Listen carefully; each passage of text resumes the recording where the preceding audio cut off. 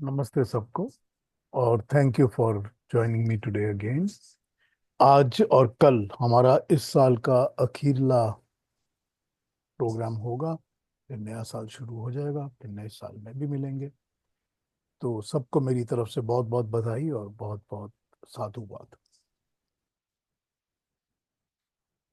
आज सुबह जब पढ़ रहा था कुछ तो दिमाग में घूमने लगा, तो मैंने समझा कि चलिए इसी पर बात करता हूँ। दो तीन वर्ड्स हैं, उस पर बात करूंगा। वर्ड्स लिए हुए मैंने गायत्री में से, तो गायत्री का एक बार जाप कर लेते हैं कि ओम भूर्भुवः स्वः तत्सवितुर्वरेण्यं भर्गो देवस्य धीमहि धियो यो नः प्रचोदयात्। तत्सवितुर्वरेण्यम। हे परमात्मा, तुम्हारी सविता में जो भी वर्ण करने योग्य है, वर्ण करने योग्य, अपनाने लायक, अपना बना लेने लायक, जिसको मैं अपना बना लूं, वो होता है वर्ण करना। और वरेण तत्सवितुर वरेण्यम, सविता में परमात्मा तुम्हारी इस क्रिएशन में, इस सृष्टि में जो भी अपनाने लायक है, जिसको मैं वर्ण कर सकूं, वो क्या है, वो कैसे है? वो भर्गो देवस्य धीमहि। भर्ग क्या होता है? अगर आप डिक्शनरी में भर्ग का मतलब देखेंगे तो मतलब आपको मिलेगा परमात्मा का, प्रभु का वो तेज, तेज जो भून कर परिपक्व कर देता है। देखिए कितना इंटरेस्टिंग वर्ड है। भर्ग जो होता है वो भूनता है, रोस्ट कर देता है, भून कर परिपक्व कर देता है, पक्का कर देता है, एकदम तैयार कर देता है, सॉलिडिफाई कर देता है। वो वाला परमात्मा का तेज होता है भर्ग। तो हे प्रभु, उस भर्ग से देवस्य धीमहि, तुम मेरे धी को देव तुल्य बनाओ उस भर्ग से। तो धी क्या है? धी है बुद्धि, धी है मेधा, धी है अक्ल, धी है वो बुद्धि जो कि एनालिटिकल होती है, जो डिसर्न कर सकती है, एक चीज में दूसरी चीज में फर्क बता सकती है। वो होती है बुद्धि, जो अच्छे बुरे को समझे, जो ज्ञान अज्ञान को समझे, वो होती है धी। तो हे परमात्मा, तुम अपने भर्ग से भून कर मुझको वो तेज दो, जिससे कि मेरी धी के अंदर किस किस चीज को भूनना, किस चीज को है, किस चीज को भूनना है? अंदर के सब मलों को, अंदर की बीमारियों को, अंदर की मैल को, चाहे वो शरीर में हो बाहर, या मेरे अंतःकरण में हो, मेरे अंदर। हे परमात्मा, उस भर्ग से, आप देखिए, बिना भर्ग के तो बुद्धि कभी भी शार्प और क्लीन नहीं हो सकती। बिना तेज, वो वाला तेज जो भून कर एकदम परिपक्व करता है, उस भूनने वाले तेज के बिना, जब तक कि आग और हीट पूरे जोर पे नहीं होगी, खाना पकेगा नहीं। जब तक पकेगा नहीं, कच्चा रह जाएगा। वही हमारा हाल है। हमारी जो धी है ना, अक्ल, हमारी अक्ल में जब तक वो परमात्मा का भर्ग नहीं चढ़ता, हम सुधरते नहीं, हम चेंज नहीं होते। हमारे अंदर हर किस्म की गलती, मैल, मल चिपके रहते हैं, हटते ही नहीं है। उनको हटाने के लिए परमात्मा का भर्ग। अब प्रॉब्लम ये है, हम प्रार्थना तो करते हैं, गायत्री रोज बोल लेते हैं, लेकिन क्या हम उस भर्ग को अपनाने के लिए तैयार हैं? क्या हम प्रिपेयर्ड हैं कि हे परमात्मा, तू मुझको वो तेज दे, मेरे अंदर के गंदगी को, मैल को जला के भस्म कर दे, भून दे? हम तो प्रस्तुत नहीं है ना, क्योंकि हमको तो उस मैल से, गंदगी से चिपके रहना है। वो हमको मोहब्बत ही उससे है।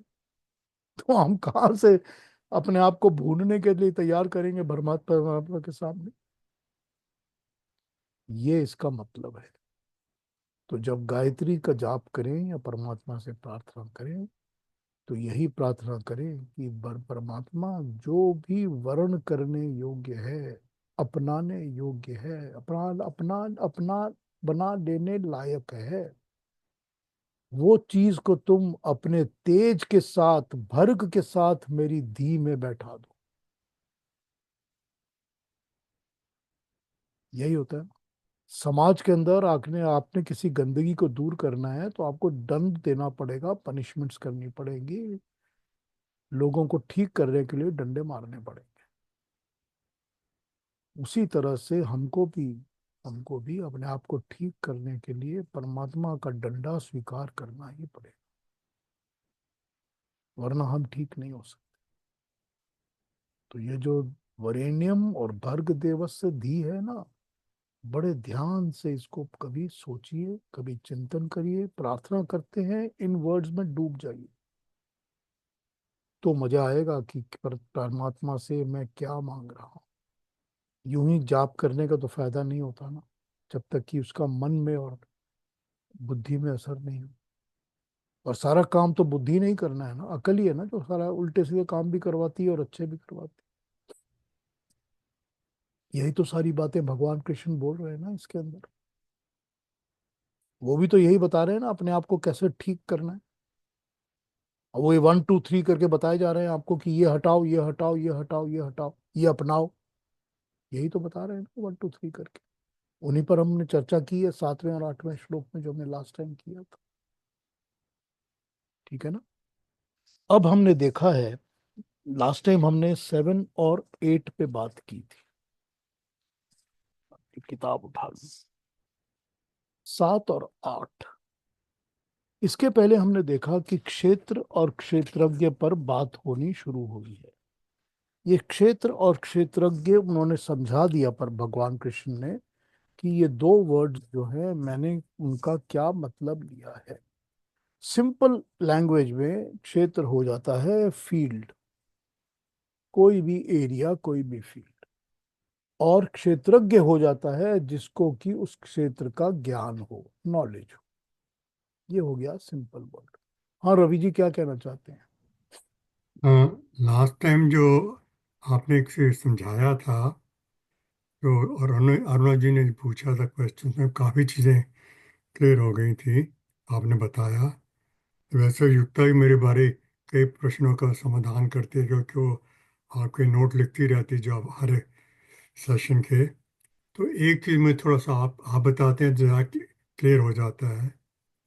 मैं ये पूछना चाह रहा था कि जब आत्मा स्थूल शरीर को छोड़ त्याग करके चली ऊपर चली जाती है, तो संस्कार उसके साथ लगे रहते हैं। जब वो तैयार होती है फिर शरीर को धारण करने के लिए, वो सूक्ष्म शरीर में आके, तो मन बुद्धि चित्त अहंकार उसे मिल जाते हैं। तो फिर वो जो अपना शरीर को ज्वाइन करके तो फिर अपने कर्म शुरू कर देती है। मेरा प्रश्न ये था यहाँ पर कि अगर वो आत्मा इतनी अच्छे कर्म करती है तो वो उसको मोक्ष हो जाता है, तो संसार में वो एक आत्मा कम हो गई, तो इस तरह के संसार में जो पॉपुलेशन कम होती रहती है या क्या वो कोई और आत्माएं बनती हैं?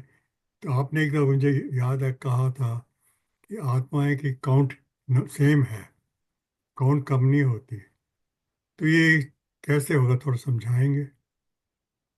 अच्छा ठीक है।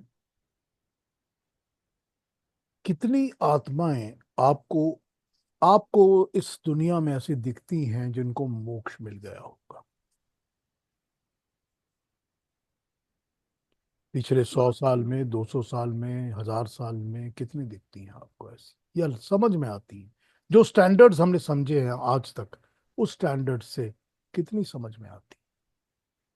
दो, एक, चार? एक हाथ के ऊपर आप काउंट कर सकते हो, उसके बियॉन्ड आप जाओगे ही नहीं। हम्म, नहीं जाओगे ना। हाँ, ठीक कह रहे हैं आप। तो फिर इस कैलकुलेशन में कहां पर फर्क पड़ता है? और ज्यादा होती हैं कि कम होती हैं जो जन्म शरीर धारण करती हैं, उसका तो आपके पास कोई काउंट ही नहीं है, क्योंकि हम लोग काउंट तो कर ही नहीं सकते। अब वो एक धाम है, एक ऐसी जगह है जहां पर वो आत्माएं बड़े सुख से और आराम से रहती हैं, वो इसी द्यूलोक में रहती हैं, हमारे ही द्यूलोक में रहती हैं वो। अब वो हमारे द्यूलोक में ही रहती हैं, तो वो कोई ऐसा तो है नहीं कि आत्मा को रहने के लिए कोई जगह या एरिया या घर या कमरा या डब्बा चाहिए। वो तो यूं ही वास करती है हवा की तरह, एकदम माइन्यूट, ना दिखती है ना पता चलता है उसका। So it doesn't make a difference कि उसके लिए क्या जगह है क्या नहीं है। लेकिन वो आत्माएं जिनको जन्म नहीं लेना, वो इस आप एक मतलब इमेजिनरी तरीके से इसको यूं सोच लीजिए कि अंतरिक्ष और द्यूलोक के बीच में एक ब्रह्म चक्र चल रहा है। जस्ट जस्ट इमेजिन करने के लिए कि एक ब्रह्म चक्र चल रहा है अंतरिक्ष और द्यूलोक के बीच में, ब्रह्मांड परमात्मा का बनाया हुआ वो चक्र है, जिस चक्र में ये आत्माएं जो हैं, जो शरीर छोड़ के ऊपर उठती हैं, वो ब्रह्म चक्र में जाके अटक जाती हैं। तब तक घूमती रहती हैं जब तक उनको फिर दोबारा शरीर नहीं मिलता, फिर वापस फेंक दिया जाता है, फिर वो शरीर धारण कर लेती हैं। लेकिन कुछ आत्माएं ऐसी भी हैं जो उस ब्रह्म चक्र को क्रॉस करके ऊपर चले जाती, जो ऊपर चली जाती हैं वो फिर उस चक्र में नहीं फंसती, तो उनको मोक्ष मिल जाता है। अब ये तो बड़ा अटपटा सा इमेजिनेशन होगा सोचने के लिए कि हमको तो एक ऐसा महल चाहिए जिस महल में लोग रहते हैं जाके। ये तो हो नहीं सकता ना, आप ये तो इमेजिन करने की जरूरत ही नहीं है इसको। तो जो दुनिया का संसार का नियम चलता है ना, वो संसार का नियम ऐसे ही चलता है कि इतनी सारी आत्माएं जो है, अब आपको कितने, 7 करोड़ या 7.5 करोड़ तो ह्यूमन बींग्स हैं, ठीक। लेकिन आपको पता है कितने मच्छर हैं, या कितनी चींटियां हैं, या कितने और ऐसे छोटे मोटे कीड़े हैं जो हमको आंखों से दिखते भी नहीं है? कुछ नहीं पता आपको। और पानी के अंदर, जल के अंदर कितनी मछलियां और कितने टाइप के अलग अलग लिविंग बींग्स हैं जो पानी के अंदर जीते हैं, ये भी नहीं पता।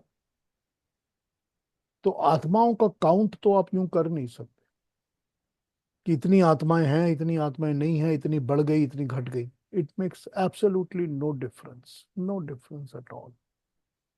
और ये पृथ्वी या दुनिया, संसार ऐसा है, ये संसार ऐसा है कि इसमें आत्मा को कौन सा किस किस्म का शरीर मिलता है, इसकी पूरी जानकारी तो हमारे साइंटिस्ट को आज भी नहीं। हम लोग को पता ही नहीं है किस किस किस्म के शरीर के अंदर आत्माएं आती हैं। अभी कहीं पर पीछे शायद कोई एक, मैं वो देख रहा था, शायद नेशनल ज्योग्राफिक का ही होगा, ऑस्ट्रेलिया के बारे में। तो वो कहते इतने दिनों तक हमने जो देखा था कि नीचे पत्थर पड़े रहते हैं, समुद्र के नीचे जो पत्थर जिनके ऊपर काई जमती है, वो बोलते हैं कि ये पहली बार हमको दिखा कि वो एक पत्थर जो है उसने अपना यूं करके मुंह खोल लिया। अभी तक हम पत्थर समझे बैठे थे जिस पर काई बैठी है, काई लगी हुई है। अब पता चला वो पत्थर नहीं है, वो भी कोई लिविंग चीज है जो कि यूं अपना मुंह खोल लेती है, टेढ़ा जिगजैग मुंह होता है उसका, और वो भी मुंह खोल के कुछ ना कुछ खा लेती है, और उसमें से हवा भी छोड़ती है ऊपर को। अब वो कहते हैं हमको इतने 100 साल लग गए इस एक चीज को ऑब्जर्व करके, इसकी फोटोग्राफी करने में और समझने में कि ये लिविंग चीज है। अब वो तो इतना बड़ा पत्थर है कि उसकी आपने फोटोग्राफी ले ली ना, पता नहीं ऐसी कितनी और चीजें हैं जिसका हमको पता ही नहीं। तो आत्माओं का काउंट तो, रवि जी, ये बड़ा अटपटा सा एक दिमाग के अंदर कॉन्सेप्ट आ जाएगा। इस चीज को इस तरह सोचने की जरूरत ही नहीं। ठीक है ना?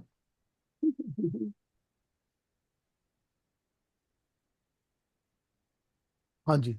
और कोई कुछ कहेंगे?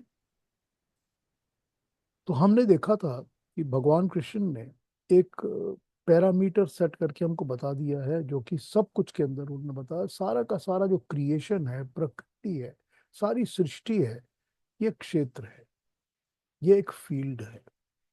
क्योंकि ये इन 24, उन्होंने 24 बताए हैं, इन 24 इंग्रेडिएंट्स की बनती है। 24 इंग्रेडिएंट्स की सारी क्रिएशन बनती है। वो 24 कौन सी चीजें हैं वो उन्होंने गिनवा दी इसके अंदर, कि 5 5 5 5 और 4 ये इस तरह से सारी क्रिएशन बनती है इन 24 चीजों से। तो इन 24 चीजों से पिंड भी बनता है, इन 24 चीजों से ब्रह्मांड भी बनता है। सॉरी। इन्हीं 24 चीजों से हमारा शरीर बनता है, उन्हीं 24 चीजों से पूरी क्रिएशन, पूरी कायनात, पूरा का पूरा विश्व बनता है। तो अगर ये 24 चीजों से ही सब कुछ बनता है, तो इसको उन्होंने क्षेत्र का नाम दिया है। और जो क्षेत्र है उसको जानने वाला भी है। तो अब जैसे तुम पिंड के अंदर जानने वाली तुम्हारी आत्मा है, जो शरीर में धारण करके इस शरीर को जानती है, इसको यूज करती है अपने पर्पस के लिए, उसी तरह ब्रह्मांड में भी एक क्षेत्रज्ञ है, एक आत्मा है जिसको हम परमात्मा कहते हैं। वो परमात्मा सारे के सारे क्षेत्रज्ञ की, क्षेत्र की क्षेत्रज्ञ है, जो ब्रह्मांड है। और जो पिंड है उसकी क्षेत्रज्ञ आत्मा है, जीवात्मा है। ये इन्होंने अभी तक समझा दिया। फिर बता दिया है कि जो आत्मा और शरीर का संघात होता है, मिलना होता है, जुड़ जाना होता है, एक के साथ दूसरा आके मिल जाता है, उसके बाद उसमें 6 और 7 जितने उन्होंने बताया विकार भी आ जाते हैं। ये विकार ब्रह्मांड में नहीं आते, ये विकार पिंड में आते हैं, मनुष्य के शरीर में आते हैं। अब अगला उन्होंने टॉपिक ये बता दिया आपको कि यही विकार हैं, क्योंकि पिंड और ब्रह्मांड का जो कंस्ट्रक्शन है, जो वे ऑफ मेकिंग है, उसको तो आप चेंज कर नहीं सकते, वो तो वही रहेगा। ब्रह्मांड भी वही रहेगा, पिंड भी वही रहेगा। चेंज आप सिर्फ विकार को कर सकते। और यही वो विकार हैं जिसके कारण मनुष्य को मोक्ष की प्राप्ति नहीं होती, परमात्मा की प्राप्ति नहीं होती, अमृत की प्राप्ति नहीं होती। तो जब ये विकार छूटेंगे और हटेंगे, तब जाके तुमको मोक्ष मिलेगा, फ्रीडम मिलेगी। इस दुनिया के चक्कर से, जो अभी बात की रवि जी ने, ये जो ब्रह्म चक्र चल रहा है, इस ब्रह्म चक्र में चिपकने की जगह तुम छूट सकोगे। क्योंकि यही विकार हैं जो तुमको चिपका के रखेंगे, ये सारी की सारी प्रॉब्लम्स के साथ, ये प्रकृति के साथ, जो तुमको बार बार जन्म लेना पड़ेगा। तो विकारों को तो उन्होंने गिना दिया था। अब उन्होंने 7वें 8वें श्लोक में विकारों के करेक्शन को गिनाना शुरू कर दिया, कि क्या है जो कि इन विकारों को ठीक करना है, कैसे करना है, क्या करना है। अब जैसे कि भगवान कृष्ण की सारी की सारी गीता में हम देखते हैं, वो हमको कोई भी एक पॉइंट और कोई भी एक फैक्टर बता तो देते हैं, लेकिन फिर वो उसको वहां छोड़ते नहीं है। वो फिर उसको अचीव करने का 1 2 3 4 मोडस ऑपरेंडी भी बता देते हैं, कि अगर तुमने विकारों से छूटना है, मैंने तुझको बता तो दिया कि क्या है विकार, बताने के बाद मैं आगे कुछ ना बोलूं तो क्या फायदा बताने का। इसीलिए वो 1 2 3 4 करके विकारों को छूटने का रास्ता बता दे। क्योंकि वो हर चीज के अंदर, वो जब ज्ञान की बात करते हैं, बुद्धि की बात करते हैं, भक्ति की बात करते हैं, हर जगह वो 1 2 3 4 की तरह लिस्ट करके बता देते हैं कि किस को कैसे अचीव करना है, मिलना कैसे, प्राप्त कैसे होगा, ये हमको मिलेगा कैसे। वो बड़ी क्लैरिटी के साथ इस बात को समझा देते हैं।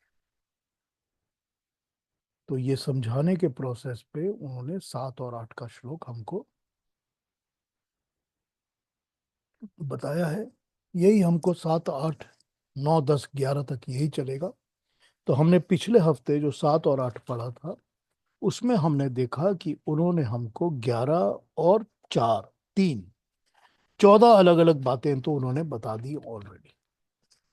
क्या बताई? उन्होंने बताया अभिमान का नहीं होना, दंभ छल कपट का ना होना, दंभ छल कपट का ना होना, और अहिंसा होना, क्षमा होना, सरलता होना, आचार्य की सेवा करना, शरीर और मन की शुद्धता करना, स्थिरता और आत्मसंयम। ये पहले ही श्लोक में उन्होंने 11 चीजें तो गिना दी।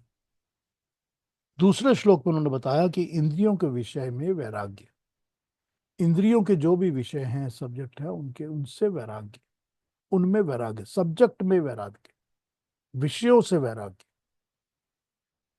फिर उन्होंने बताया है अहंकार शून्यता, कि अहंकार शून्य होना चाहिए, नेगेटिव भी नहीं, पॉजिटिव भी नहीं, शून्य, जीरो पे होना चाहिए।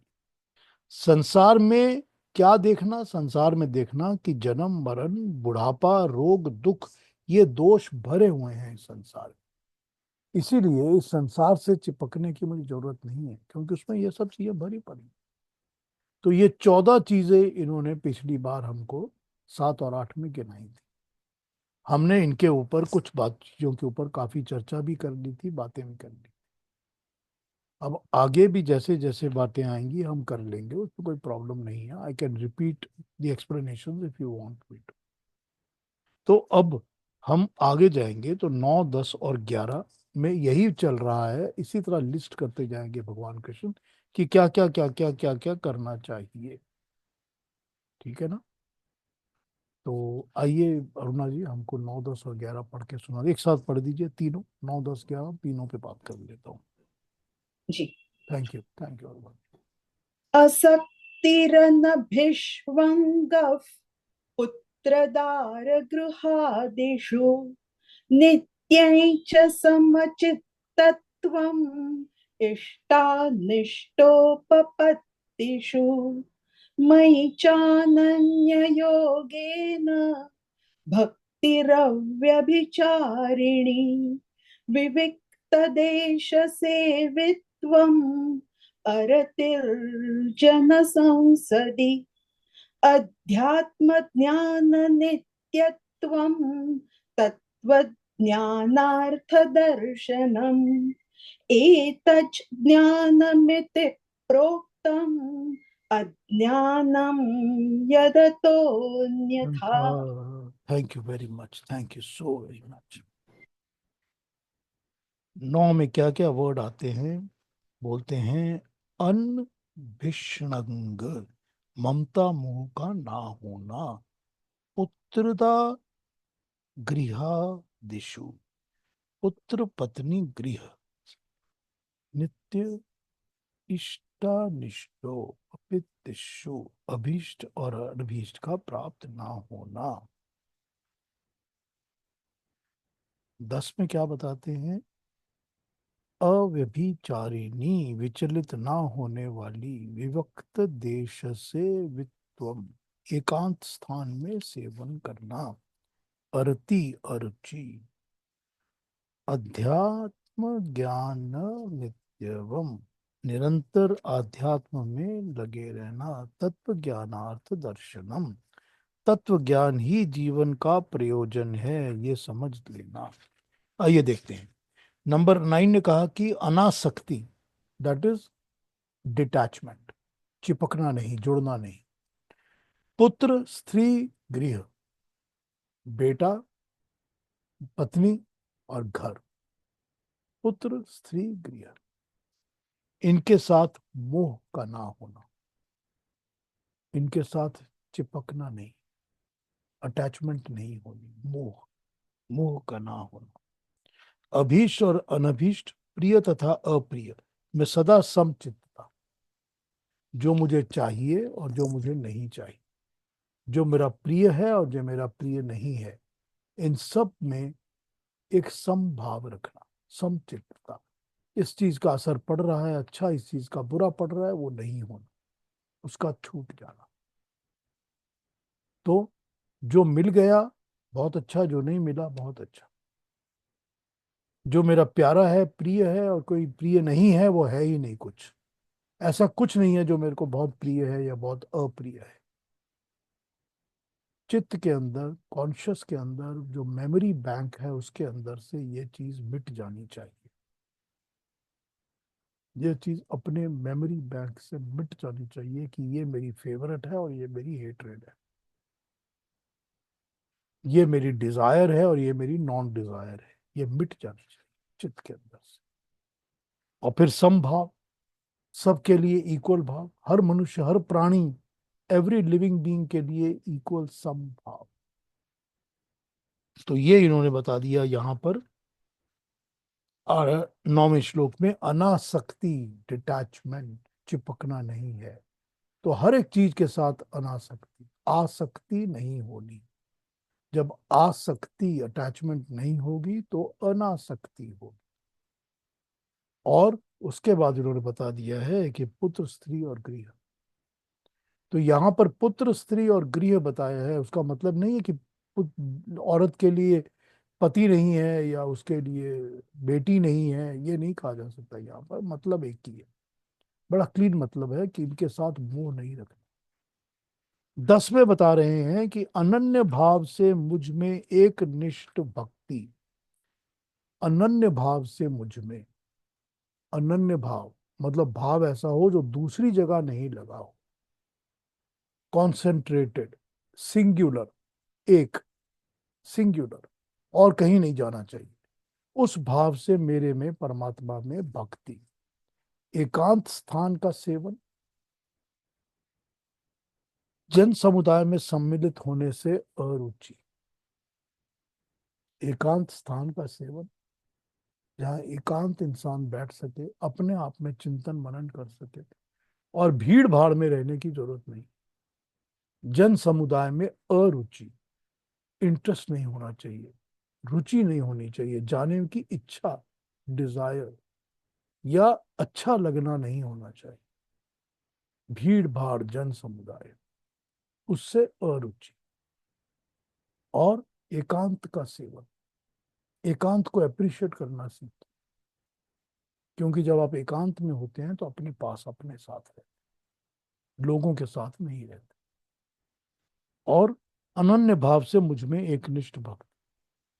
फिर अगले में बता रहे हैं 11 में, निरंतर आत्मा के ज्ञान में मग्न रहना।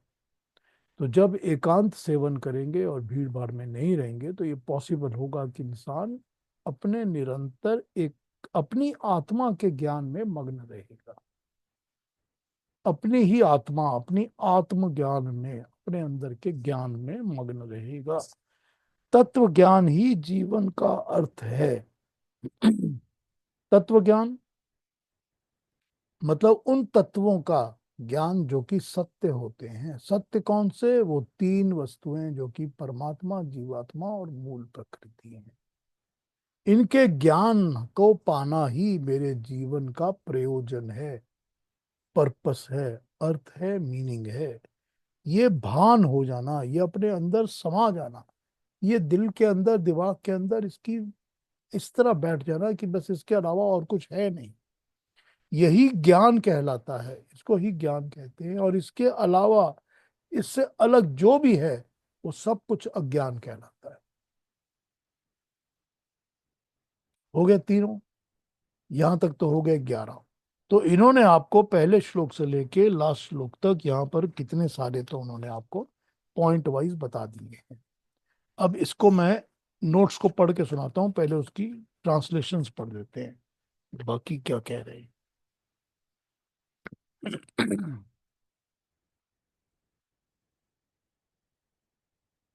Absence of attachment and the sense of mindness, mera, sense of mindness in respect of son, wife, home, etc.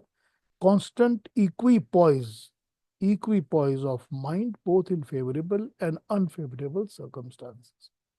Unflinching devotion to me, unflinching devotion to me through exclusive attachment. Living in secluded and holy places and finding no delight in the company of worldly people. Constancy in self-knowledge and seeing God as the object of true knowledge. All this is declared as knowledge, and what is contrary to this is called ignorance. ज्ञान और अज्ञान।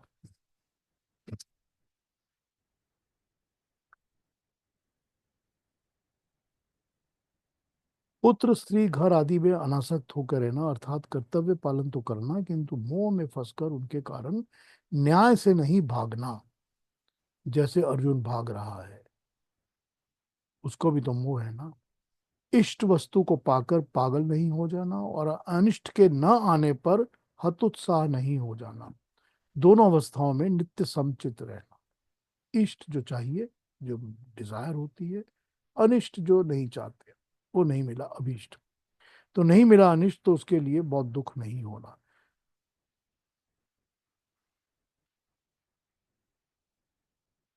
आत्मनिरीक्षण, एकांत सेवा और व्यर्थ में भीड़ भाड़ के अंदर शेखी भगाड़ने के लिए उनकी तरफ ना जाना।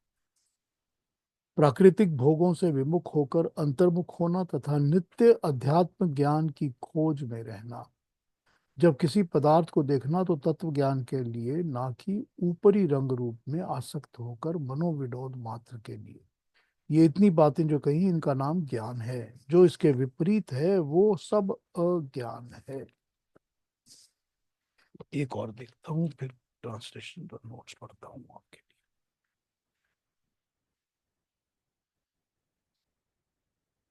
9, 10, 7, 8।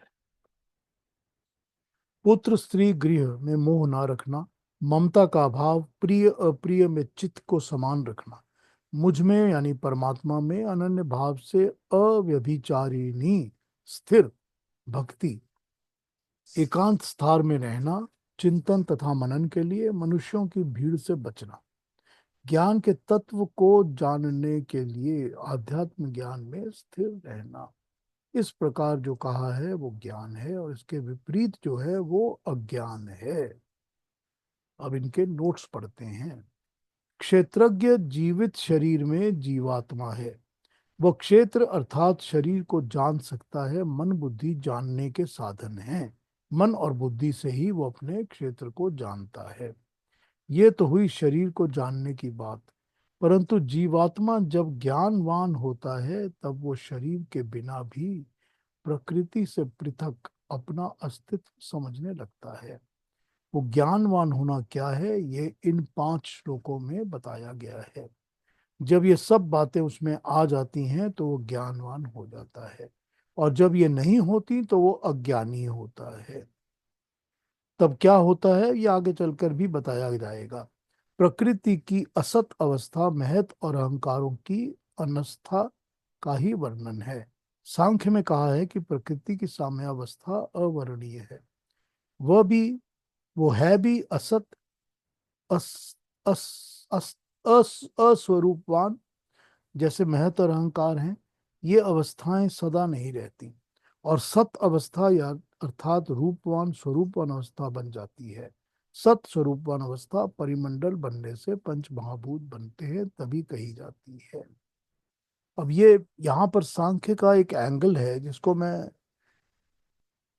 यूं समझा सकता हूं इसको कि जैसे हमको जिस ज्ञान को प्राप्त करना है वो वहीं तक है जहां तक कि उसका कोई रूप और स्वरूप नहीं है। जहां तक कि उसको कहा जाए कि वो है तो सही, यानी सत्य तो है, लेकिन वो है असत, यानी वो दिखता नहीं है, हमको समझ में नहीं आता, उसकी कोई सत्ता एंटिटी हमको दिखती नहीं। तो मूल प्रकृति तो वही है जो कि हमको नहीं दिखती या पता नहीं चलता, या उसकी कोई सत्ता नहीं है। कि नहीं है नहीं पता। जैसे परमात्मा है कि नहीं है हमको नहीं पता, क्योंकि हम उसको देखते नहीं है, कभी दिखता नहीं। तो उसी को उन्होंने यहाँ पर ज्ञान की श्रेणी में लेकर समझाया है। आगे फिर इसके नोट्स पर आ जाता हूं और फिर इस पे बात करता हूं आपसे।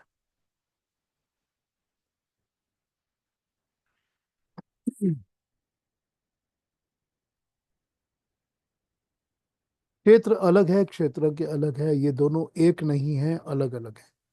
जब ये ज्ञान हो जाता है तब आत्मा विषयों में जाने उनमें आसक्ति होने की जगह पीछे अपने अंदर परमात्मा की तरफ चल देती है। स्त्री पुरुष गृह में रमे रहने की जगह परमात्मा का ध्यान मग्न रहना लगता है।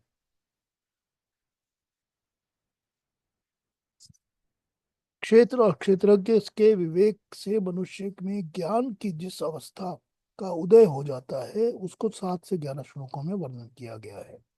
इन श्लोकों में ज्ञान और अज्ञान इन दोनों अवस्थाओं का वर्णन कर दिया गया है।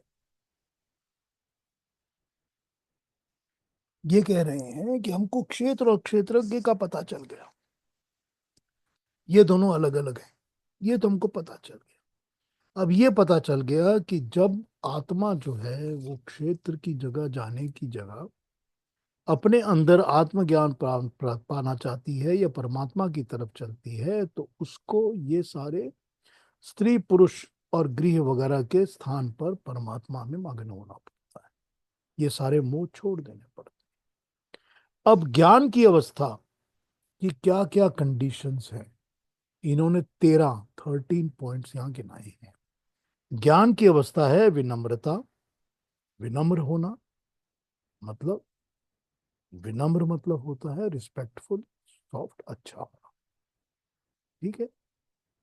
ईमानदारी, अहिंसा, क्षमा, सरलता, बड़ों और आचार्यों की सेवा, स्थिर बुद्धि, आत्मसंयम, वैराग्य, अनासक्ति, मोह ममता में न फंसना, समचित्तता, एकांतवास, ईश्वर में मग्न रहना। ये 13 पॉइंट्स हैं जो गिनाए हैं ज्ञान प्राप्ति के साधन। इनसे आपको ज्ञान मिलेगा अगर आप ये कंडीशंस को अपनाओगे। अब ये बड़ा सिंपल है, 1 2 3 4 हम वर्ड्स पढ़ देते हैं, शब्दों को समझते हैं, पढ़ देते हैं, लेकिन किसी एक शब्द में पढ़ जाइए आप तो आपको पता चल जाएगा कि हमारे अपने जीवन में कितनी सारी बुराइयां अभी भी बैठी हुई, कितनी चीजें हैं जिसमें हम अभी भी फंसे हुए हैं, हम इनसे निकल ही नहीं पा रहे। तो विनम्रता, ईमानदारी, अहिंसा, क्षमा, सरलता, सिंपलनेस, बड़ों और आचार्यों की सेवा, स्थिर बुद्धि, बुद्धि को डामाडोल नहीं करना, स्थिर रखना, आत्म संयम, अपने ऊपर कंट्रोल, सेल्फ कंट्रोल, वैराग्य, चीजों से विमुख होना, हट जाना, छोड़ देना, अनासक्ति, डिटैचमेंट। वैराग्य और अनासक्ति में फर्क है, वैराग्य अलग है, अनासक्ति अलग है। मोह ममता में न फंसना, समचित्तता, एक ही तरह का सब चीजों को बारे में अपने चित्त में रखना, उनमें कोई ऊपर नीच नहीं करना, कोई चीज ज्यादा प्यारी कोई चीज कम प्यारी नहीं करना, एकांतवास, भीड़ भाड़ से दूर एकांतवास, और ईश्वर में मग्न रहना। ये हो गए 13 पॉइंट्स जो हमको ज्ञान की बात बताते हैं, ज्ञान की तरफ लेके। इसके विपरीत, इसके ऑपोजिट, वहां पर भी इन्होंने 13 पॉइंट्स बता दिए हैं। अज्ञान की अवस्था, घमंड, छल कपट, हिंसा, ईर्ष्या द्वेष, असहिष्णुता, इंटॉलरेंस, चंचल बुद्धि, चंचल बुद्धि, इंद्रियों के भोग, लंपट होना, आसक्ति, माया मोह, व्याकुल रहना, जमघट के बिना दिल नहीं लगना, भीड़ भाड़ के बिना दिल ही नहीं लगता, और संसार में फंसे रहना। ये सारे के सारे हो गए अज्ञान के पॉइंट्स। अब एक बार ये ज्ञान और अज्ञान के पॉइंट्स का बैलेंस शीट बना लीजिए, लेफ्ट साइड राइट साइड में लिख कर 1 2 3 4 13 करके, और देखिए कि हम जीवन में किस किस में कितना फंसे हुए हैं, कितना फंसे हुए हैं। और वो दुनिया में लोग जो सारा टर्म भगवान का नाम लेकर हमको अलग अलग अलग अलग पाठ सिखाते बढ़ाते रहते हैं, वो भी इनमें से कितनी चीजों के अंदर इसी तरह फंसे। तो हमको अगर ज्ञान प्राप्त करना है, हमको अगर भगवान कृष्ण ने जो स्टेप्स बताए हैं 1 2 3 4 करके हमको समझाई ये बातें, अगर हमको उस पर चलना है, हमको इस गीता का पालन करना है, अपने अंदर बैठाना है, तो हमको इनके ऊपर काम करना पड़ेगा और हमको अपने अंदर ही अपने आप के ऊपर ही काम करना पड़ेगा। ये करेक्शंस, इम्प्रूवमेंट्स, ये हमको अपने लिए ही करनी पड़ेगी। ये हम दुनिया संसार के लिए, दूसरों के लिए नहीं कर रहे, ये हमको अपने लिए ही करनी पड़ेगी। तो ज्ञान के 13 पॉइंट्स क्या थे? विनम्रता, ईमानदारी, अहिंसा, क्षमा, सरलता, बड़ों और आचार्य की सेवा, स्थिर बुद्धि, आत्मसंयम, वैराग्य, अनासक्ति, मोह ममता में न फंसना, समचित्तता, एकांतवास, ईश्वर में मग्न रहना। ये हो गए 13 पॉइंट्स ज्ञान। और अज्ञान के 13 पॉइंट्स क्या हैं? घमंड, छल कपट, हिंसा, ईर्ष्या, द्वेष, असहिष्णुता, चंचल बुद्धि, इंद्रियों के भोग, लंपटता, आसक्ति। जब भोग के अंदर इन्वॉल्व होकर मनुष्य हर गलत तरीके से उस भोग को प्राप्त करता है, किसी भी इंद्रिय के भोग को मिल जाता है, और जब मिलने के बाद किसी और तरीके से भी वो मुझे मिले इसमें लगा रहता है, उसको पाता है, वो लंपटता है, वो है लंपटता। तो लंपटता, आसक्ति, चिपके रहना, माया मोह, व्याकुल, हमेशा व्याकुल, हमेशा चंचल बुद्धि रहना, डिस्टर्ब्ड बुद्धि या एजिटेटेड, हमेशा जमघट के बिना दिल नहीं लगता, बिना लोगों के भीड़ के, और संसार में फंसे रहना। ये हैं अज्ञान के रास्ते। तो हमने ज्ञान और अज्ञान दोनों के रास्ते अपनी आंखों के सामने वो देख लिए, जो भगवान कृष्ण यहाँ हमको 11वें श्लोक तक बताते हैं। अब ये करेक्शनल मैटर्स, करेक्शनल जो हमको वो देते हैं पॉइंट्स, अगर हम किसी भी तरह की योग की और दूसरी तरह की क्लासेस चला रहे हैं लोगों को समझाने के लिए, और अगर हम ये बातें पॉइंट वाइज नहीं समझाते, तो उसका फायदा क्या है? तो उसका क्या लाभ है? तो यहाँ पर ये पॉइंट वाइज इन्होंने, भगवान कृष्ण ने हमारे सामने ले आउट कर दिया है कि ये हैं तरीके। इससे क्या होगा? इससे ज्ञान होगा और अज्ञान हटेगा। अब ज्ञान होने से क्या होगा और अज्ञान के हटने से क्या होगा, ये अगले श्लोकों में वो समझाएंगे हमको। लेकिन बिना ज्ञान के तो तुमको पार पाओगे ही नहीं। जब पार नहीं पाओगे तो यहीं चिपके रहोगे और इसी दुनिया में आते रहोगे और शरीर धारण करते रहोगे और अलग अलग भोगों के साथ चिपके रहोगे। तो जब तक हम भोग के साथ, घमंड के साथ, छल के साथ, माया के साथ, स्त्री, पुत्र, घर, किसी भी चीज के साथ चिपके रहेंगे, तब तक तो हमको मुक्ति मिलेगी ही नहीं। क्योंकि जिसके साथ चिपके होंगे वो चिपकेने वाला फैक्टर दोबारा बुला के ले आएगा इस दुनिया में। आ जाओ बेटे, फिर आ जाओ, फिर चिपको, आके आओ, और भी चिपको, और भी चिपको। तो जब तक हम चिपके रहेंगे तब तक हम छूटेंगे नहीं, और छूटने की अवस्था ही ज्ञान है, उसी को ज्ञान कहा गया है। तो ज्ञान की डेफिनेशन, अब क्षेत्रज्ञ कौन है? क्षेत्रज्ञ वो है जिसको ज्ञान होता है। और ज्ञान होना किस चीज का चाहिए? वो है तो सही, वो क्षेत्र मेरा है और मुझे क्षेत्रज्ञ होने से क्षेत्र का ज्ञान है। लेकिन ये अपने शरीर के अंदर भी जो एलिमेंट्स हैं, उसके अलावा उसमें जो विकृतियां हैं, उनको जानने के बाद ही तो ये पूरा मेरे को ज्ञान प्राप्त होता है। बिना क्षेत्र के तो ज्ञान प्राप्त होगा नहीं। शरीर धारण किए बिना तो मैं ज्ञानी बन नहीं सकता, तो मुझे शरीर तो धारण करना ही पड़ेगा। लेकिन शरीर धारण करके मुझे ज्ञान की तरफ जाना है, अज्ञान की तरफ नहीं जाना। ये डिमार्केशन की क्लियर लाइंस भगवान कृष्ण ने पॉइंट वाइज लेआउट कर दी है। इससे अच्छी गाइडेंस और दुनिया में कहाँ मिलेगी? कहाँ मिलेगी? कोई हाथ पकड़कर आपको सही रास्ते पे लगा रहा है कि हाँ भाई, मैं तेरा हाथ पकड़ रहा हूं, तुझे बताता हूं पॉइंट वाइज क्या करना है। इससे अच्छी गाइडेंस दुनिया में कहाँ मिलेगी? कहाँ कोई बताएगा इससे प्यार, इतने प्यारे तरीके से और अच्छे डिफाइंड तरीके से कि ज्ञान क्या है, अज्ञान क्या है। और क्षेत्र मिला हुआ है तो क्षेत्र के अंदर ज्ञान प्राप्त करना क्या है, ये है जो अभी तक भगवान कृष्ण ने 11वें श्लोक तक हमको बताया है। तो अब किसी ने कुछ पूछना हो, आपने कुछ कहना हो, कमेंट्स हो, पूछ लीजिए, बता दीजिए। दोबारा कुछ समझना हो तो मैं समझा दूँ।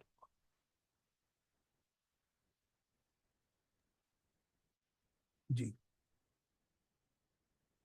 पीयूष जी, जी केतु जी।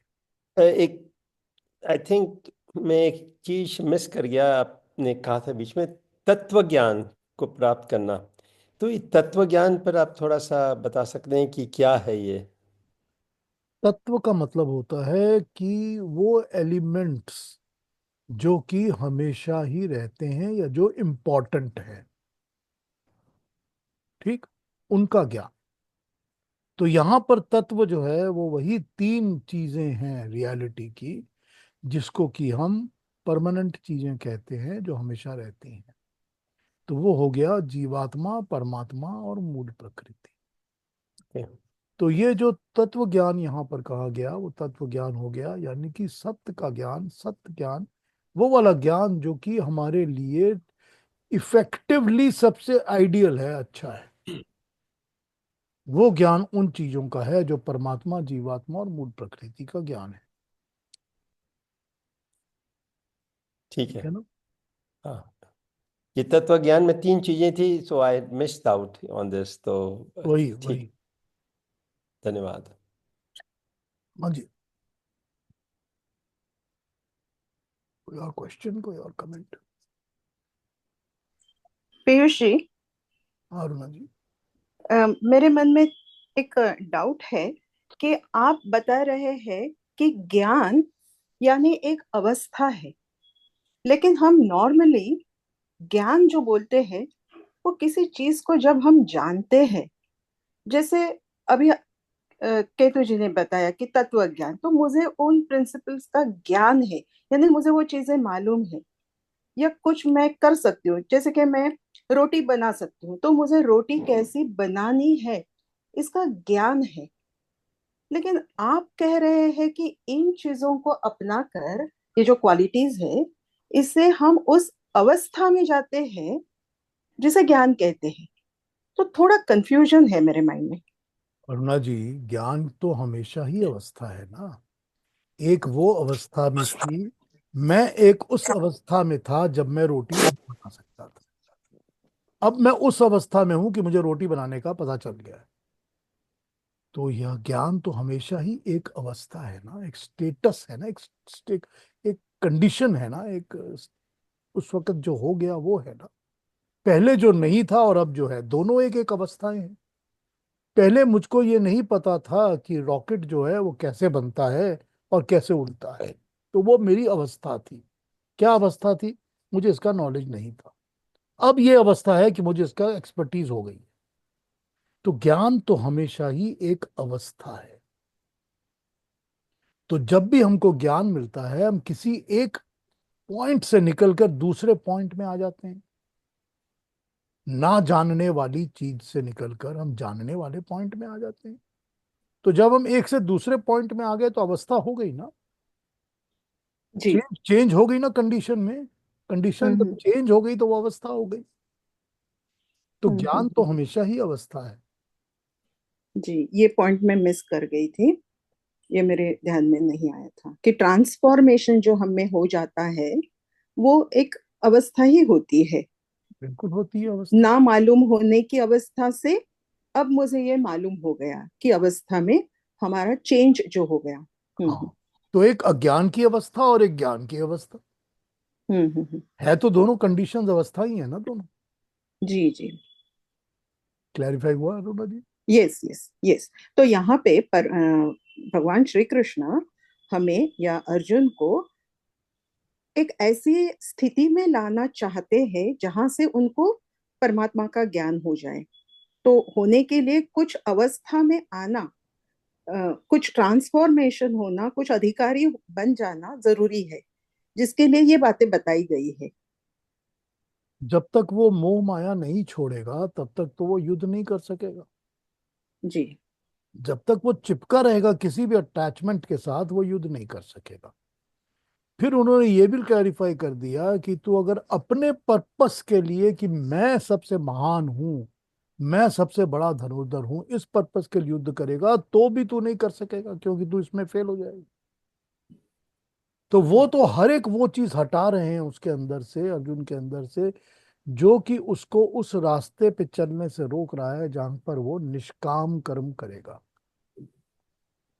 ठीक। ये सारी जी। जितनी भी अटैचमेंट्स हैं वो सब कामनाएं बन जाती हैं, कहीं ना कहीं किसी ना किसी रूप में कामना बन जाती है। तो इन सब से हटाकर जब वो निष्काम कर्म पर लेकर आएंगे उसको, अर्जुन को, तभी अर्जुन जो है वो ठीक तरीके से अपना फर्ज निभाएगा, अपनी ड्यूटी पूरी करेगा। ठीक है ना? जी। तो अब हम उस चौराहे पे आ गए कि अब हमें सिर्फ थियोरेटिकल नॉलेज से काम नहीं चलने वाला, अब हमें ये अपनाना पड़ेगा। यही तो प्रॉब्लम है ना। अभी तक तो हमको ये पता था कि आग किसको कहते हैं, फायर किसके कहते हैं। अब जब उसमें हाथ लगाएंगे तब पता चलेगा कि आग क्या होती है। अभी अभी तक इस आनंद में थे कि पीयूष जी हमें समझा रहे हैं और हम समझ रहे हैं। लेकिन जब तक इसको आत्मसात नहीं करेंगे ना, अपने अंदर अपनाएंगे नहीं, तब तक इसका कोई लाभ ही नहीं मिलेगा, कोई फायदा ही नहीं मिलेगा। तब तक हम थ्योरेटिकल डॉक्टर तो बन जाएंगे, बहुत बहुत प्रैक्टिकल डॉक्टर नहीं बुरी जगह बनेंगे। पे आप हमें ले आए हैं। हाँ बिल्कुल, अब बिल्कुल पीयूष जी ठीक। एक बात बताइए हाँ हाँ नीलांजलि कि बताइए। आप जो कह रहे हैं ये बिल्कुल सही बात है कि हम अपनाएंगे नहीं तो ये ज्ञान अवस्था भी, मतलब ये हम लोग ज्ञान ज्ञान अवस्था में नहीं कभी पहुंचेंगे, क्योंकि वो आधा अधूरा रह जाएगा। जैसे हम लोग चांट करते हैं मंत्र, तो अधिकतर समय जैसे हमारे जैसे लोग जो संस्कृत नहीं जानते हैं, हाँ, तो हर वक्त तो हर हर वर्ड्स का मीनिंग्स पता नहीं होता ना। तो कैसे हम लोग, तो कैसे कैसे इसको इंटरनलाइज करें, कैसे इसको एब्जॉर्ब करें without knowing the meaning of every word, every grammatical nuance, कैसे करें विदाउट नोइंग संस्कृत? तो उसको जानने की कोशिश करिए, चेष्टा करिए, प्रयास करिए, उसके लिए स्टडी करिए, उसको हाँ जानने हाँ, के लिए लोगों से, वही गुरुओं से पूछ लीजिए। पूछ लीजिए, हाँ। सिंपल से सिंपल देखिए, मैंने आज क्या किया आपको, मैंने हम्म आज आपको शुरू में गायत्री मंत्र बताया। हम्म अब गायत्री मंत्र सभी जानते हैं, हाँ। छोटे छोटे बच्चे भी बोलते हैं, हम्म लेकिन जब तक हम इसके मतलब को अपने दिमाग में, सर में नहीं उतारेंगे, उसका हम हाँ। फायदा नहीं होगा। Chanting does not help you. Chanting का एक ही पर्पस होता है, हम्म पर्पस होता है कि उस वक्त आपका ध्यान किसी दूसरी तरफ नहीं जा रहा, ना चैंटिंग जाए। चांट की तरफ जा रहा है। तो ध्यान तो लग गया ना, कि चैंट कर रहे हैं हम्म तो ध्यान लग गया। जब ध्यान लग गया तो मन में कोई उल्टे सीधे गलत गलत विचार नहीं आ रहे। हम्म तो ये तो चैंटिंग का फायदा हो गया। लेकिन अच्छा, उसके बियॉन्ड जाना है ना, कि चांट में जो कर रहा हूं वो मेरे अंदर कैसे आएगा, मुझे में कैसे समझ, आएगा? उसकी नेक्स्ट स्टेप क्या है। हम्म ध्यान के बाद क्या है? ध्यान के बाद है धारणा, और धारणा के बाद है समाधि। तो ध्यान के बाद धारणा कैसे आएगी जब उसको हम धारण नहीं करेंगे, हम्म और धारणा के बाद समाधि कैसे मिलेगी अगर वो धारण ही नहीं करेंगे तो यही बात है कि हमको अगर सिंपल से सिंपल भी कोई चीज है उसको समझने जानने की कोशिश कर। या देवी सर्वभूतेषु, ठीक है, हमने बुलाया देवी को, हे देवी, हम्म जो कि सर्वभूतेषु है, सारे भूतों को जन्म देने वाली है। भूत जो भी पैदा होता है, जो भी दुनिया में है, वो भूतेषु है। तो या देवी सर्वभूतेषु नमस्तस्यै नमस्तस्यै, मैं तुझे प्रणाम करता हूं, हे माँ, हे जननी माँ। कौन सी माँ? सविता, जो पैदा करती है, जो क्रिएट करती है, जो सारी क्रिएशन को बनाती है, उसको मैं प्रणाम करता हूं, क्योंकि वो सर्वभूतेषु है। तो सिंपल है ना, बड़ा समझना। थोड़ा सा हम्म, अगर उसमें थोड़ा सा अप्लाई करेंगे, थोड़ा सा उसको हाँ। समझने की कोशिश करेंगे तो समझ आने हम्म, लगेगी। नहीं समझ आएंगी तो एक मेरी तरह काम करिए कि एक डिक्शनरी खरीद लीजिए संस्कृत की। हाँ जी। तो क्या हुआ, मैं क्यों पूछ रही थी ये, क्योंकि ये भर्गो देवस्य धीमहि, तो मैंने बहुत दिन पहले, मैंने बहुत मैं हमेशा सर्च करती हूँ, मेरे पास संस्कृत की एक किताब भी है, वो भी रेफर करती हूँ, डिक्शनरी भी है, वो भी रेफर करती हूँ। लेकिन डिपेंडेबल सोर्स ये सब मुझे नहीं लगता, क्योंकि भर्ग भर्ग का मतलब जो मैंने पाया था, वो आपने जो बताया उससे काफी डिफरेंट है। तो आज मुझे पता लगा कि भर्ग का मतलब क्या है। वो भर्ग भर्ग पे मैं अटकी हुई थी इतने इतने सालों से। अच्छा हुआ ना आज क्लियर हो गया। हाँ बिल्कुल। मैं सोची अच्छा हुआ, मैं सोचती आऊंगी नहीं, फिर चलो सोचा आ जाते हैं, आज लास्ट क्लास होगा मेरा अभी का। लेकिन बहुत अच्छा हुआ, आपने जब वो बताया तो मैं सोच रही थी अच्छा हुआ। देखिए, वैदिक संस्कृत में और संस्कृत में फर्क है।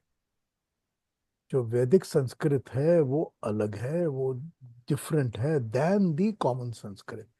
कॉमन संस्कृत जो है वो वैदिक संस्कृत के छोटे से टुकड़े को लेकर डेवलप करती है for the purpose of conversational language, कि हमारे अंदर जो एक लैंग्वेज होनी चाहिए उसको बनाने के लिए वो बोरो करके उसको यूज करती है। लेकिन जो वैदिक संस्कृत होती है उसका जो स्ट्रक्चर होता है वो बिल्कुल अलग होता है। हर वर्ड के स्ट्रक्चर का अलग अलग धातु प्रत्यय होता है, उसके बिना हाँ। वो बन नहीं सकता। और जब आप उसके हम्म। धातु प्रत्यय को स्टडी करेंगे तो वैदिक संस्कृत, अब मैं आपको कह नहीं सकता कि आप निघंटु भी पढ़िए, यास्क भी पढ़िए, ग्रामर भी पढ़िए, walk, it is going to, मेरे लिए तो हाँ। मुझे पता है it is going to take me one another full life only to हाँ। Read the grammar. तो मेरे लिए तो पॉसिबल नहीं है। लेकिन हम्म। जहां तक मैं इसको पकड़ सकता हूँ, जहां तक मैं ग्रास्प कर सकता हूँ, मैं अलग अलग वैदिक लिटरेचर जो पढ़ता हूँ उसमें से पकड़ के इसको ग्रास्प कर लेता हूँ। हम्म। So that is what I try to do because that is what helps me understanding हम्म। कि मैं जो रोज प्रेयर बोल रहा हूँ उस प्रेयर के मंत्रों का, श्लोकों का हम्म। मतलब क्या है। क्योंकि मुझे तो वही अपने अंदर, जैसे अरुणा जी ने कहा ना कि अब तो अपने अंदर अपनाना है ना। तो अगर हाँ जी। अपनाना है अपने अंदर तो अपनाने के लिए तो जानना बहुत जरूरी है। तो जानना। और एक प्रश्न है मेरा, जो आपने बताया कि एक शब्द है और एक प्रत्यय भी बताया, राइट? तो जैसे भर्गो देवस्य धीमहि धियो यो न प्रचोदया, तो धी यानी मेधा, लेकिन धीमहि और धियो यो न, इसका डिफरेंस बता सकते हैं? हाँ, इसका मतलब यह है कि जो हमारी धी है, धी मही जो है जिसमें भर्ग तूने देना है, उसको हम धियो यो न अपने अंदर वो हम समा सकें परमात्मा, वो हमारी बुद्धि के अंदर ट्रांसफॉर्मेशन करके हमारी बुद्धि को यूं बना दो। तो दोनों ही बुद्धि हैं। तो मही मही मतलब क्या है और योना मतलब क्या है? देखिए, मही सॉरी। होती है, मही मही होती है, नहीं ठीक है, बहुत अच्छा है। मही होती है वो स्टेज नॉलेज की जो नॉलेज कॉन्सेप्चुअल होता है। आपको एक कॉन्सेप्ट है दिमाग के अंदर, क्या कॉन्सेप्ट है? कॉन्सेप्ट है कि हम छुट्टियों में जाएंगे। लेकिन छुट्टियों में जाना क्या है ये तो तब होगा जब आप जाना शुरू करेंगे। तो अभी तो वो कॉन्क्रीट नहीं हुआ, अभी तो कॉन्सेप्चुअलाइज्ड है। मेरे हम्म। दिमाग में ये कॉन्सेप्ट है बैठा हुआ कि मैं अब सांख्य दर्शन पढ़ना शुरू करूंगा। और सांख्य क्या है? वो स्टडी ऑफ साइंसेस है, अलग अलग टाइप की प्रकृति की। तो ये है मेरा कॉन्सेप्ट। लेकिन वो कॉन्क्रीटलाइज तभी होगा जब मैं उसको पढ़ना शुरू करूंगा। तो हम्म। पहला तो भगवान से हमने मांग लिया कि हमारी बुद्धि के अंदर उस मही को, कॉन्सेप्ट को ही भर दीजिए, अच्छा। जिस हम्म। कॉन्सेप्ट से ही हमारी सारे मल दूर हो जाए, मैल दूर हो जाए। भर्ग के साथ उस कॉन्सेप्ट को क्लैरिफाई करके एकदम प्योर कॉन्सेप्ट मेरे धी में डाल दीजिए। फिर धियो यो नः प्रचोदयात, मैं फिर उसी बुद्धि को हम, मैं, हम सब न उसको फॉलो करें। ठीक। हम्म तो यहाँ पर दो धियों का ये फर्क पड़ गया। एक हो गई जो एक्सेप्ट करेगी, आप जो इसको चेंज करके बनाओगे, और दूसरी होगी जिसको मैं फॉलो करूंगा। हम्म तो आप जो बनाओगे मेरे लिए, मैं तो उसी को फॉलो करूंगा ना। तो वही तो मैं मांग रहा हूं ना उससे, सवितुर वरेण्यम, जो वर्ण करने लायक है इस सविता में, इस क्रिएशन में। ठीक। हम्म, चिंतन करिएगा इसके ऊपर, सोचते हाँ रहिए। जी, जितने दिन हाँ छुट्टी जी, में है इस पर सोचिए, चिंतन करिए, मजा आएगा। फिर बात हाँ हाँ, करेंगे, फिर बात करेंगे। बिल्कुल कोई बात नहीं। बिल्कुल, बहुत बहुत धन्यवाद, बहुत बहुत हाँ, धन्यवाद। No worries, no worries. कोई और कुछ कहेंगे, कुछ पूछेंगे आज? ठीक है सब। तो फिर कल मिलें, टुमारो सेम टाइम। तो ज्वाइन करिए, कल अगले श्लोकों से आगे बात करेंगे 11 के बाद। तो आज के लिए thank you very much for joining me. Thank you, नमस्कार। सबको थैंक शुभकामनाएं यू। और बेस्ट। सबको नववर्ष की हार्दिक शुभकामनाएं। सबको शुभकामनाएं। Thank you. शुभकामनाएं।